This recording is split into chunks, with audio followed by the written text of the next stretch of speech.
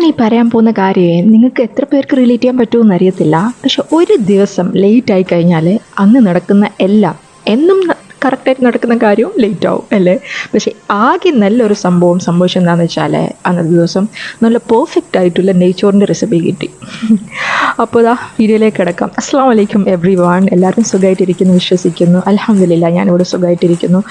ഞാൻ പറഞ്ഞ മാതിരി ഭയങ്കര തിരക്ക് പിടിച്ചൊരു ദിവസമാണ്. അങ്ങനെ താഴെ പെട്ടെന്ന് പോയി ബ്രേക്ക്ഫാസ്റ്റ് ഒന്നും ഉണ്ടാക്കിയില്ലായിരുന്നു. അപ്പോൾ പെട്ടെന്ന് താഴെ പോയി നമ്മുടെ തൊട്ട് താഴെ ഒരു ഗ്രോസറി ഷോപ്പുണ്ട്.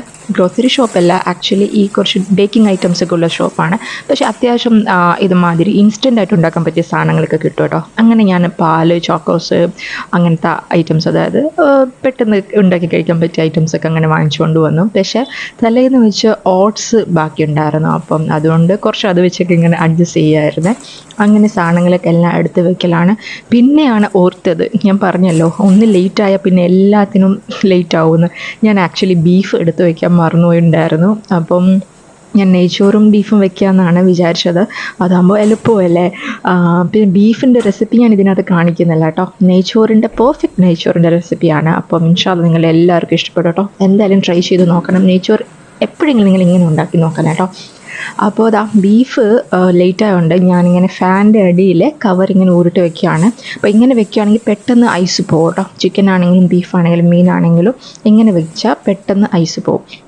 അപ്പോൾ ഞാൻ അപ്പം തന്നെ വേസ്റ്റ് വെക്കുന്ന സമയം ആയിക്കഴിഞ്ഞപ്പോൾ പുറത്ത് വേസ്റ്റ് വെച്ചിട്ടുണ്ടായിരുന്നു. അപ്പോൾ തന്നെ ഇതിൻ്റെ കവർ അങ്ങ് പുറത്ത് വെച്ച് പിന്നെ ബ്രേക്ക്ഫാസ്റ്റിൻ്റെ പരിപാടികൾക്കാണ്.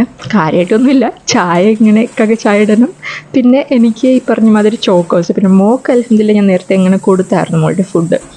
അങ്ങനെ പിന്നെ പെട്ടെന്ന് ഒതുക്കാനുള്ളത് ഒതുക്കി അങ്ങനെയൊക്കെ ചെയ്യലാണ്. അപ്പോൾ ചായ ഉണ്ടാക്കാനായിട്ട് പാലെടുക്കുന്ന. പിന്നെ ഈ ഫുഡ് എന്ന് പറഞ്ഞാൽ നമുക്ക് ഇപ്പം നല്ല ഇഷ്ടപ്പെട്ട ഒരു ഫുഡ് കഴിച്ചാൽ നമുക്ക് ആ ഒരു സ്ഥലം ഓർമ്മ വരുമ്പോൾ ആ ഒരു ഫുഡ് ഓർമ്മ വരും. അങ്ങനെയൊക്കെ ഉണ്ടല്ലോ. ഈ നെയ്ച്ചോറെന്ന് പറഞ്ഞാൽ ശരിക്കും ഒരു 7-8 വർഷം മുമ്പ് ഞാൻ ഏതോ ഒരു കോഴിക്കോടിലെ കല്യാണത്തിന് പോയപ്പോൾ ഏതോ ഒരു കല്യാണത്തിന് കഴിച്ച നെയ്ച്ചോറും സ്റ്റൂ ആയിരുന്നു അന്നത്തെ ദിവസം. അപ്പം ആ ഒരു നെയ്ച്ചോറ് എനിക്ക് ഒരിക്കലും പിന്നെ അങ്ങനെ കിട്ടിയിട്ടില്ല.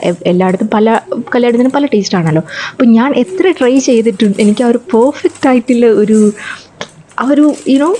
ഒരു സാറ്റിസ്ഫാക്ഷൻ കിട്ടിയിട്ടുണ്ടായിരുന്നില്ല. പക്ഷേ ഇന്ന് എത്ര തിരക്ക് പിടിച്ച ദിവസമാണെങ്കിലും ആ കറക്റ്റ് റെസിപ്പിയാണ്. അപ്പം അതുകൊണ്ട് ഭയങ്കര ഞാൻ വീണ്ടും പറയുന്നതെന്ന് വെച്ചാൽ എനിക്ക് ഭയങ്കര സന്തോഷമായി കറക്റ്റായിട്ട് ചെയ്യാൻ പറ്റിയുണ്ട്. ഞാൻ പിന്നെ സൈഡിൽ ചോക്കോസൊക്കെ കഴിക്കലാണ്. ചായ ഇടുന്ന സൈഡിൽ ചോക്കോസ് എടുത്തുകൊണ്ടിരിക്കുക. ഒന്നുമില്ല, പച്ചപ്പാൽ തന്നെ.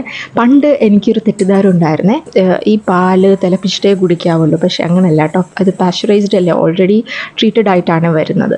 അപ്പം നമുക്ക് ഡയറക്റ്റ് തന്നെ ഇത് കുടിക്കാം. പക്ഷേ നമ്മൾ നാടൻ ഈ വാങ്ങിച്ചുകൊണ്ട് വരുന്ന പാലല്ലേ, പാക്കറ്റ് അല്ലാത്ത, അതങ്ങനെ കുടിക്കരുത്. അപ്പോൾ ഇതാകുമ്പോൾ പ്രശ്നമല്ല. അപ്പോൾ എൻ്റെ ഇതെന്ന് വെച്ചാൽ ഈ പാക്കറ്റിൽ വരുന്നല്ലേ മിൽമ, ഇത് തിളപ്പിച്ച് കുടിക്കണം. മറ്റേ ബോക്സിൽ വരുമല്ലോ, അത് തിളപ്പിക്കാതെ കുടിക്കാതെ. പക്ഷേ അങ്ങനെയല്ല, രണ്ടും നമുക്ക് തിളപ്പിക്കാതെ കുടിക്കാൻ പറ്റും കേട്ടോ. അപ്പോൾ ചായ അപ്പോഴത്തേക്ക് റെഡി ആയിട്ടുണ്ട്. ഇത് നമ്മുടെ കുറച്ച് നോർത്ത് ഇന്ത്യൻ ടൈപ്പ് ടീ ആണ്. ഞാൻ എപ്പോഴെങ്കിലും ഇതിൻ്റെ റെസിപ്പി ഷെയർ ആക്കാം കേട്ടോ.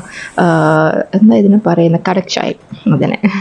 അപ്പോൾ ഇതിൻ്റെ റെസിപ്പി ഇൻഷാ അല്ലാഹ് ഞാൻ ഷെയർ ചെയ്ത് തരാവേ. അപ്പോൾ ചായക്ക് കൊടുത്ത് അങ്ങനെ ഞാൻ എൻ്റെ ബ്രേക്ക്ഫാസ്റ്റ് ഇടാക്കലാണ്. അപ്പോഴത്തേക്ക് ഞാൻ ഗീ റോസ്റ്റിനുള്ള പരിപാടിയൊക്കെ സ്റ്റാർട്ട് ചെയ്യുന്നുണ്ട്. ഗീ റൈസ്. അപ്പം ഞാൻ ഓയിലാണ് യൂസ് ചെയ്യുന്നത്.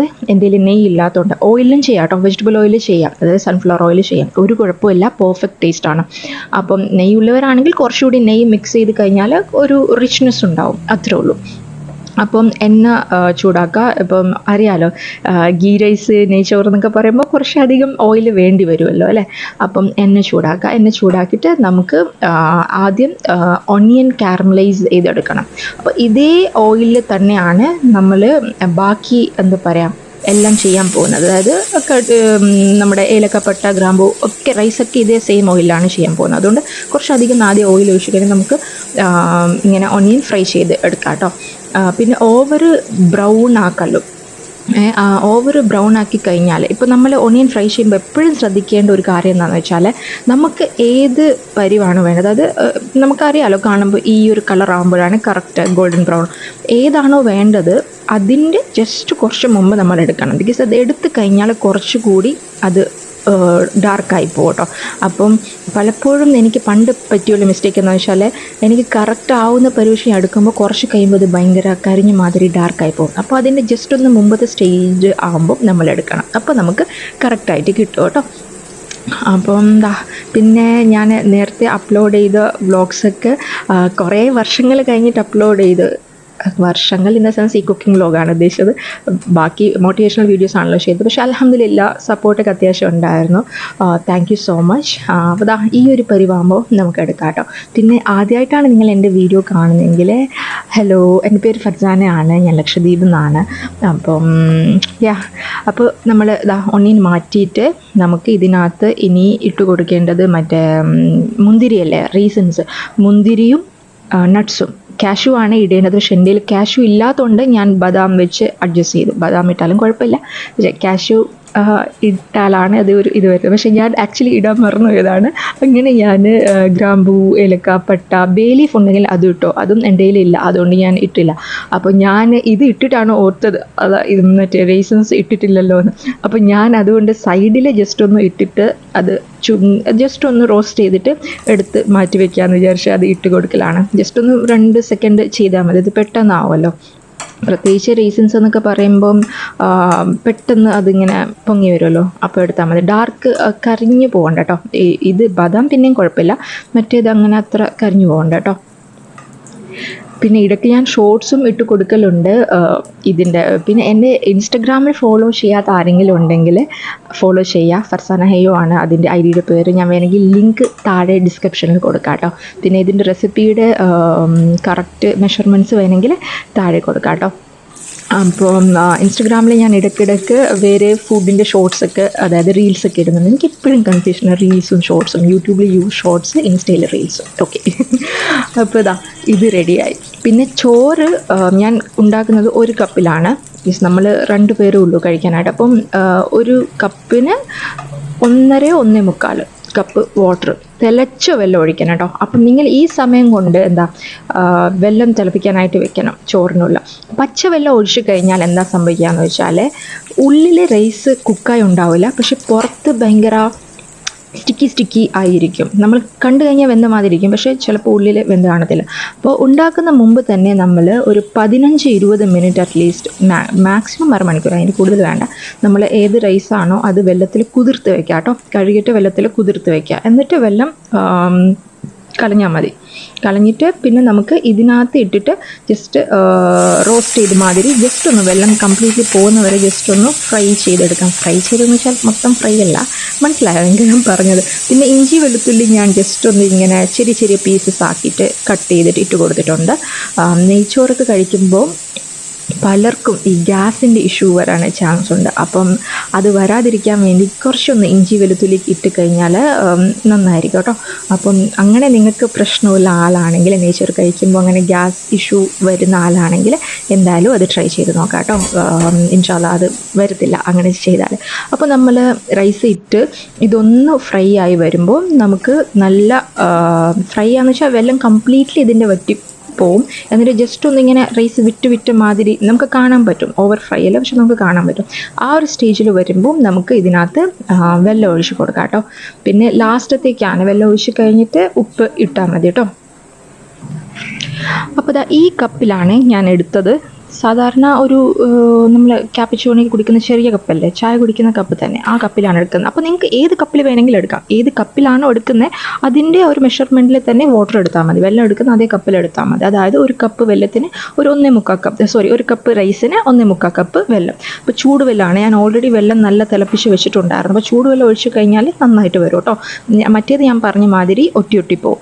അപ്പം 1.25 കപ്പ് വെള്ളം ഒഴിക്കുക. എന്നിട്ട് ആദ്യം ഇത് ചൂടുവെള്ളം ആയതുകൊണ്ട് ഈ തിളച്ച് വരുന്ന വെയിറ്റ് ചെയ്യുന്ന ആവശ്യമില്ല. ആദ്യം ജസ്റ്റ് ഹൈ ഫ്ലെയിമിൽ ഇട്ടിട്ട് തന്നെ എല്ലാം കൂടി ഇങ്ങനെ മിക്സ് ആക്കി കഴിഞ്ഞിട്ട് പിന്നെ ഉപ്പിട്ട് കൊടുക്കുക.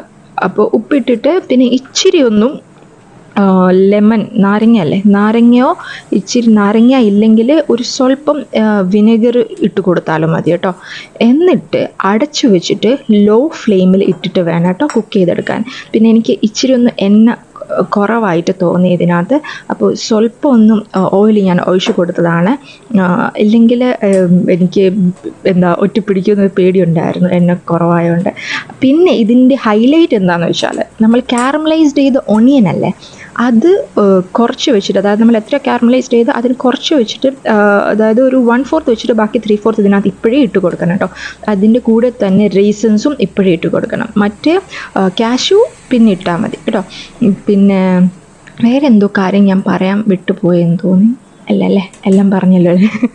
ഒണിയൻ അതന്നെ. അപ്പോൾ ഈ കപ്പിൽ ഞാൻ ഒരു വലിയ ഒണിയൻ എടുത്തിട്ടുണ്ട് കാരമലൈസ് ചെയ്യാനായിട്ട്. അതായത് ഒരു കപ്പ് റൈസിന് അത്യാവശ്യം ഒരു മീഡിയം ടു ലാർജ് സൈസ് ഒണിയനാണ് എടുത്തിരിക്കുന്നത്. അതാണ് ഞാൻ പറയാൻ വിട്ടുപോയത്. നമ്മുടെ സാധനം റെഡി. അപ്പോൾ ഞാൻ പറഞ്ഞ മാതിരി ആദ്യം ഹൈ ഫ്ലെയിമിൽ ജസ്റ്റ് ഒന്ന് വെള്ളം ഒഴിക്കുമ്പോൾ വെച്ചിട്ട് അടച്ച് വെച്ചിട്ട് ലോ ഫ്ലെയിമിൽ വേവിക്കണം. എന്നിട്ട് പിന്നെ നമ്മൾ സ്റ്റിർ ചെയ്ത് കൊടുക്കുള്ളൂ. പിന്നെ നമ്മൾ ഇളക്കി കൊടുത്തു കഴിഞ്ഞാൽ ഒട്ടിപ്പിടിക്കും. അപ്പോൾ നമ്മൾ പിന്നെ തൊടാൻ പാടില്ല. പിന്നെ ഓഫ് ചെയ്ത് കഴിഞ്ഞിട്ട് ഇതിന് മുകളിൽ ബാക്കി കാരമലൈസ്ഡ് ചെയ്ത് ഒണിയൻ ഇട്ട് കൊടുക്കുക. ബാക്കിയുള്ളത് പിന്നെ കാഷ്യൂ ഇട്ട് കൊടുക്കുക. പിന്നെ ഞാൻ ഇതിനകത്ത് കുറച്ച് എന്താ ഇതിന് പറയുന്നത്, മറ്റേ കേസർ കുങ്കുമപ്പൂ, അതന്നെ കേസർ. അപ്പോൾ അത് ഞാൻ ഇട്ട് കൊടുത്തിട്ടുണ്ട്. ചുമ്മാ രസത്തിന്, അങ്ങനെ അത്രേ ഉള്ളൂ. അപ്പോൾ പെർഫെക്റ്റ് നെയ്ച്ചോറിൻ്റെ റെസിപ്പിയാണ്. ഇൻഷാല്ലാ എല്ലാവരും ട്രൈ ചെയ്യുക, ഉറപ്പായിട്ട് ഇഷ്ടപ്പെടും കേട്ടോ. പിന്നെ ഈ വീഡിയോ യൂസ്ഫുൾ ആയിട്ട് തോന്നുവാണെങ്കിൽ ഷെയർ ചെയ്ത് കൊടുക്കുക. ഇഷ്ടപ്പെട്ടിട്ടുണ്ടെങ്കിൽ ലൈക്ക് ചെയ്യണേ. അപ്പോൾ ഇത്രയും കണ്ടില്ലേ, താങ്ക് യു സോ മച്ച്. അപ്പോൾ ഇൻഷാല്ലാ വീണ്ടും പുതിയൊരു വ്ളോഗായിട്ട് വരാം.